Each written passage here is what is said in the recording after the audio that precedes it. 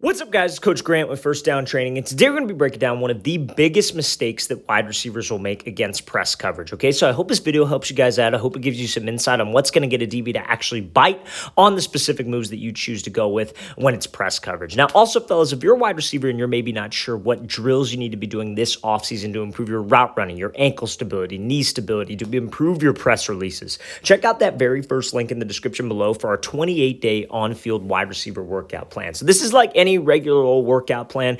All the reps are broken down every single day, sets, reps, the names of each workouts, but this is going to be an on-field schedule. So it's all the drill work that wide receivers need to be doing, not necessarily gym work, speed training work, etc. We give you an example of each drill, and like I said, we break down everything on a daily basis with sets and repetitions. So check out that very first link in the description below if you guys want to get access to our 28-day schedule. Let's get started. So this is a perfect example of a wide receiver not threatening a DB vertical, okay? So now when we're coming off the line of scrimmage, to get a DB to move, you have to understand that we have to threaten him. We have to make it actually look like I'm trying to cross his face, trying to take an outside release and go run a fade. So it has to look that way. So many wide receivers do what this wide receiver does, and they play this lateral game. Now, I want you guys to pay attention to the line of scrimmage right here. Now, you see this white line.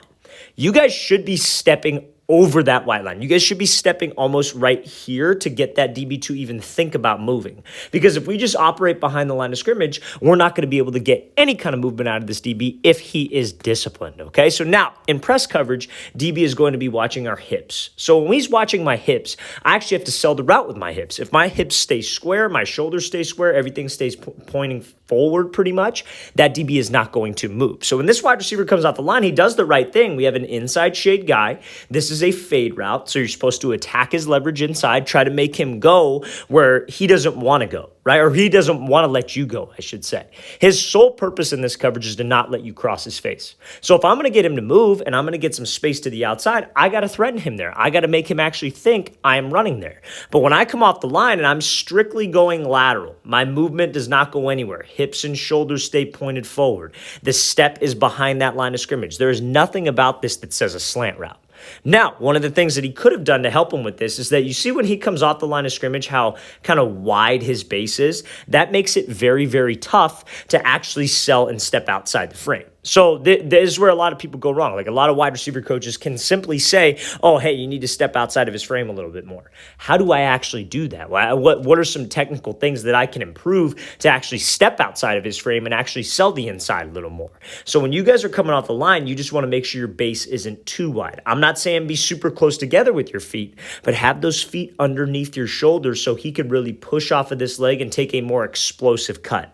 But when your base is wide, you hardly take a step, and the step is going lateral and your hips and shoulders stay square, that a disciplined DB will not budge. I'm not trying to get you ready for a DB that's going to be watching your eyes and watching your shoulders, because that's easy work.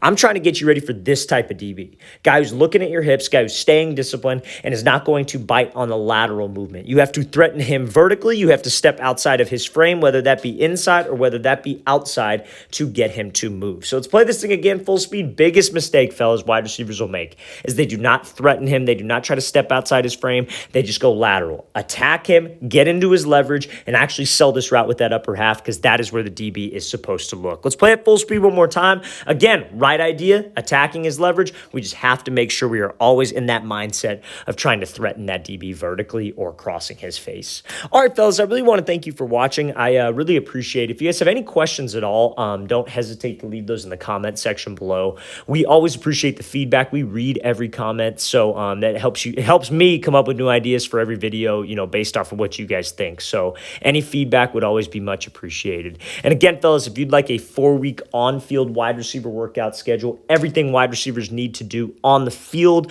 to improve their route running, press releases, hands, the works, over 100+ drills, check out that very first link in the description below. I hope we get you guys on that. I'll see you guys next time.